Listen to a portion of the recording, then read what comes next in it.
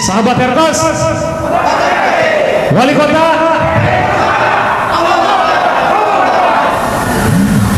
yang pertama, mujahid dan mujahidah sekalian yang saya hormati dan saya banggakan,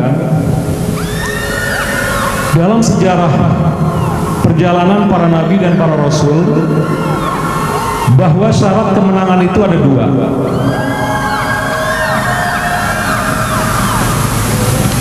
Yang menyampaikan dua syarat ini adalah Allah Subhanahu wa ta'ala di dalam firman-Nya di dalam surat Ali Imran ayat yang ke-146. Jadi kita berharap mudah-mudahan kita bisa memenuhi dua syarat ini. Syarat yang pertama dalam perjalanan dakwah itu tentang kuantitas dalam berdakwah. Dakwah itu nggak bisa dilakukan sendiri, nggak bisa.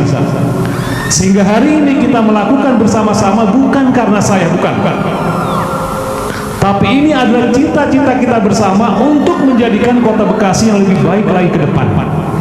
Karena kita ingin masuk surga bareng-bareng insya Allah. Allahu Akbar.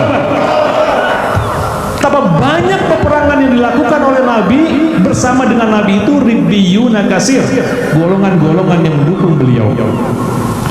Apalagi jihad kita jihad siasi, suara, tentu ini lebih membutuhkan lagi hadirin sekalian. 2004 kita 11 kursi, saya bersama dengan Ustaz Sehudis, di antaranya dari 11 orang.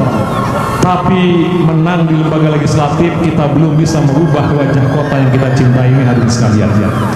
Menang di lembaga legislatif kita belum mampu merubah, belum bisa menerapkan visi-visi membangun kota sesuai dengan yang kita harapkan.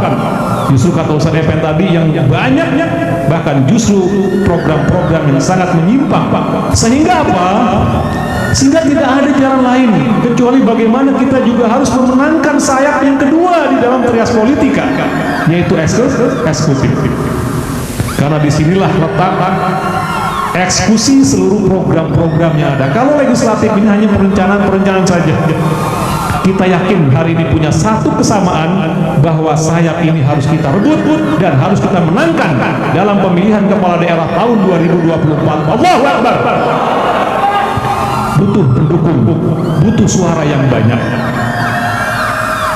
Yang kedua, syaratnya kata Allah Subhanahu wa ta'ala, dakwah ini penuh dengan terjal, akan dihina, akan disakiti, akan dicaci maki. Tapi saya yakin sahabat Herkos yang hadir pada hari ini sudah merupakan seleksi sejarah dan sudah mengikuti tahapan-tahapan dalam dinamika politik yang ada di negara kita ini. Allahu Akbar.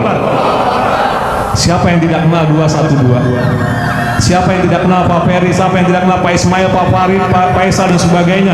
Saya kira ini adalah figur-figur yang sudah seleksinya alam sudah selesai, sudah selesai atas nama dirinya.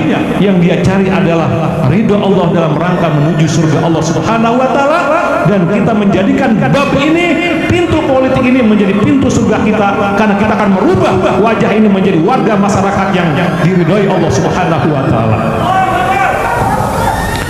Jadi kalau nanti ada program-program yang baik yang kita bisa hasilkan dari wali kota yang kita usung, maka kita semua akan mendapatkan pahala dari kebaikan itu. Yakin. Perda-perda yang kita hasilkan, maka saudara-saudara sekalian, para sahabat Herkos juga mendapatkan aliran pahala dari Allah Subhanahu wa ta'ala. Nanti ujiannya banyak nanti Bapak sekalian, yang akan dilalui, yang akan kita rasakan bersama-sama banyak sekali. Karena kita tahu kompetitor yang kira-kira sudah kita baca hari ini, permainan-permainan juga luar biasa. Saya kira kita sudah selesai dan sudah memahami itu semua, tinggal hari kita siapkan. Barisan yang akan kita bangun hari ini Bapak sekalian, karena kita yakini peperangan kita real, dan ini bukan asik-asikan saja, bukan mainan-mainan.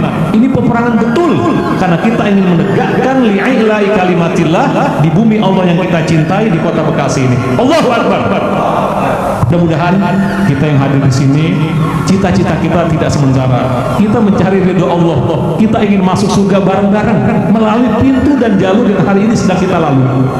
Niatnya itu. Saya terima kasih Saudara Epen tadi sudah meluruskan. Insya Allah niat kita ikhlas karena Allah Subhanahu wa ta'ala. Allahu Akbar.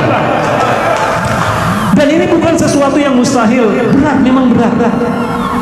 Makanya Ketua Majelis Syuro Al-Habib Dr. Salim Segaf Al-Jufri mengatakan bagaimana menjadikan Jawa Barat ini menjadi Jawa Barat putih. Bahasa beliau, kalau di Jawa Tengah kita lihat begitu masif menjadi merah karena di sana Boyolali contohnya PDIP mendapatkan 33 kursi dari 50 kursi, bayangkan. Maka Jawa Tengah itu kalau kita buat peta politik itu merah dia karena mau dikuasai sana semua, sehingga siapapun yang jadi calon gubernur jadi kalau di sana itu PDIP ya. Dan kalau Jawa Timur ini adalah hijau, dia kuat pusat Partai Kebangkitan Bangsa di sana. Jawa Timur hijau, Jawa Tengah merah, dan insya Allah Jawa Barat kita akan jadikan Jawa Barat putih 2024. Allahu Akbar.